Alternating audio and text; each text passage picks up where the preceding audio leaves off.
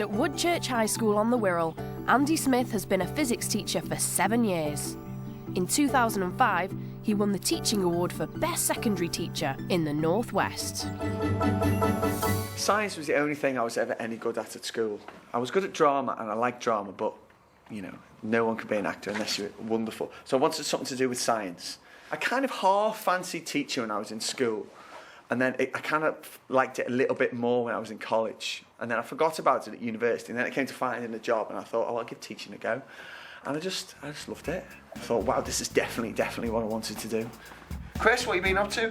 On Sunday, it was my cousin's birthday, so I went to her house, and Did you have a do? the whole family came round. Keith, did you play at the weekend? Yeah, we won. Well, I think it was 6-1. Was it? I think it'd be 9 on Saturday. I used to love going to stay at me now to get spoiled wrong. And we watched Strictly Come Dancing. Whatever year they're in, they're always working towards something, and I want to give them the best chance they can to get towards that something. But science has got such a bad, you know, it's got such a bad opinion across the world. You know, women with beards and boring men with pipes and stuff like that. I want them to understand that, you know, science is a bit more exciting. Science is not just sitting in a science class doing big hard sums. Science is everywhere. Okay, Dave, Peter, Robin, Sharice, Gary, Nathan, Emma, Natalie. So one lesson on Aleki, but I was thinking, right, it's important that you don't forget what we did in forces. First of all, go on, Phil, tell me, how many loops is that circuit in? It's in one loop, because look, you can follow the current with your finger. Remember last week, good tip that. Follow the current with your finger. So if I put that in now, how many loops is that in now? That's still in one, isn't it? We used to have a Christmas tree downstairs, and we'd have loads of lights. My dad, well into Christmas, loads and loads and loads of lights. Now, our lights were in a series circuit. They were in one loop, and I tell you what, we'd know when one of the bulbs would go, because you'd hear my dad's foul language right the way through the house. My poor dad would have to check every single bulb. Can you throw? Let's do it. Okay, right, Joe. So we're going to talk. Keep going, go on. We're going to talk about things that have got energy. We're going to talk about different types of energy and where they get their energy from. Okay, Joe, so this ball here that we are launching through the air at each other, has this ball got energy? Yeah. Can you think of something else that's got energy because it's moving? Us, we've got energy because we're moving. Clear desk. Don't worry about the kit. I'm free after break. What I'm going to do is I'm going to hold up a circuit like that, right, and I've written some information on it, but there's also some gaps on it. And what I'm going to say is this. I'm going to say A, and all of you together will all say how many volts it will be. So if it's A, you'd all say like 1 volt or 2 volts all together. Now, if you don't join in, you see you have to do a solo. If I've got 4 amps round down there, right, the current in a series circuit is always the same. So if that's 4 amps, what's that? 4. That's much better. So if that's 4 amps, what's that? 4. Thank you. Let's try again. You measure voltage with a voltmeter, which is easy to use because you just clip it in. In about 15 minutes, you're going to be going out for break. When I first started teaching, I started watching other teachers, and I saw what they do, and I saw it work for them. But it's very, very much trial and error. You try things. Like my first year of teaching, I was appalling. I was trying to do so many different things, trying different things until I could see what worked out, and then I got something that I was comfortable with and that the pupils seemed to respond to. So it's very much kind of evolving all the time. And, you know, maybe in 2 years' time I'll be totally different because I will have, you know, kind of evolved to be doing something else. Try different things with different classes as well, because not only have you got good ability and bad ability, you've got good behaviour and bad behaviour, and you need to be able to come up with strategies. Good word, that, strategies, that's a buzzword, that. You need to come up with good strategies to help focus the different classes and the different children. So just try things all the time, and if they work, I'll do them again. If they don't, well, I'll just leave them. Files and homework, please. There's a blue. My best teacher, he was science actually, but it could apply to any lesson. I always just remember every time we'd come in, he'd start teaching, and it just felt like he hadn't taught another class since us. That we'd left and just come back in, and he was just carrying on. Like, he knew exactly where we were up to. He knew what we could do, knew what we couldn't do. And it was just like a progression. And I used to really admire that, because looking back now, I see what he did. He got to know the class really well. He knew exactly what he was teaching and what he had to teach. And I thought that was such a good trait to have. And that's something, you know, I've tried to pick up as well. Mr. Cookson is just going to stand there like that, right? And he's going to stand absolutely still, and he's doing no bother to no one. Now, unfortunately, Mr. Cookson cannot move on his own. He cannot move on his own. He can only move when I shove him about. So at the moment, he's got no kinetic energy. I'm going to give him a little push, and now he's got some kinetic energy. So we're going to turn around, work with me. So we're going to turn around, Mike, he's getting some kinetic energy, and he's not now. So I'm going to do some work on Andy. I'm going to work on you, son. I'm going to do some work on Andy. What am I going to give him?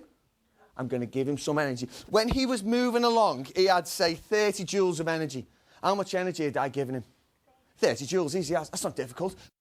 Fire, you can't make heat or light. Now that, jam-packed full of chemical energy. I want to turn it into heat and light. I'm turning it into heat and light. It's giving off heat and light. That mess is turning. The chemical energy is turning into heat and light, and eventually it's going to get smaller and smaller and smaller until eventually it's going to go out. Now, when it's gone out, it's bone dry. Now, why did it stop burning? Mr. Smith's lessons, like... Fantastic. Yeah, they're really exciting.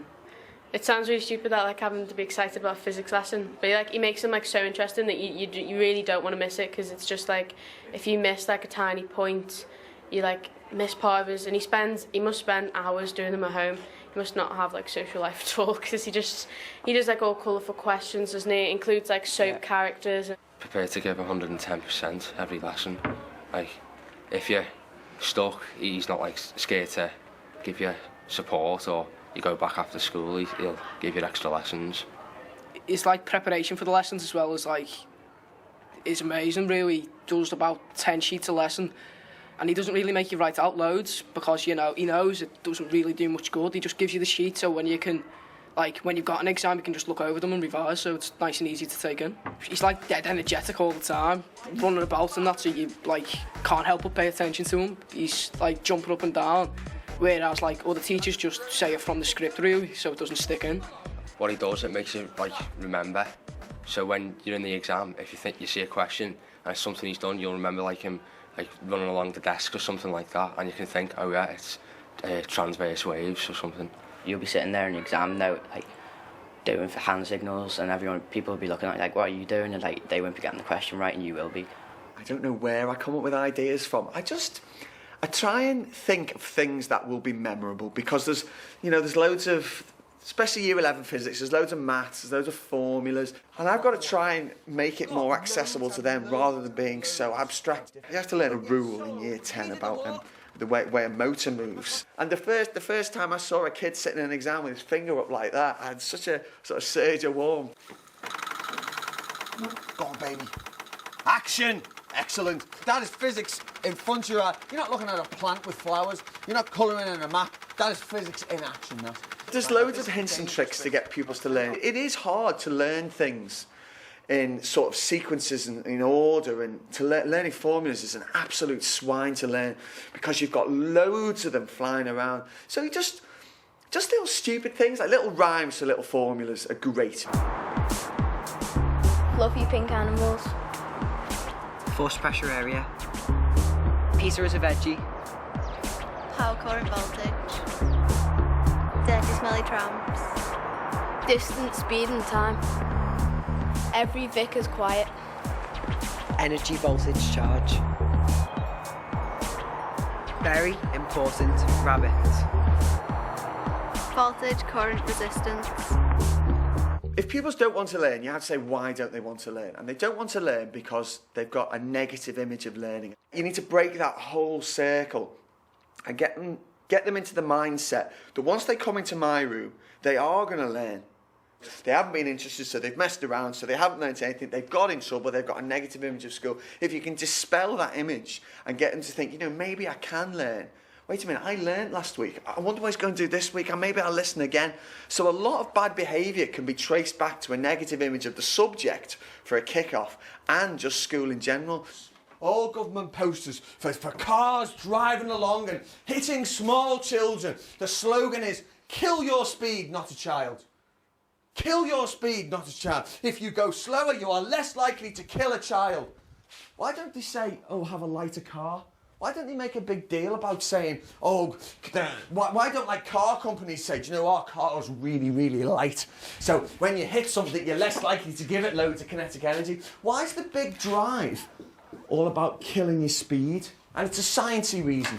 Good lad, cause it's squared. If you double your mass, if you get twice as heavy, your kinetic energy is going to get twice as heavy, isn't it? If you double that number, you double that number there.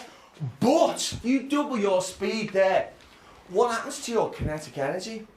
If you double that number there, because it's squared, what does your kinetic energy go up by? 4.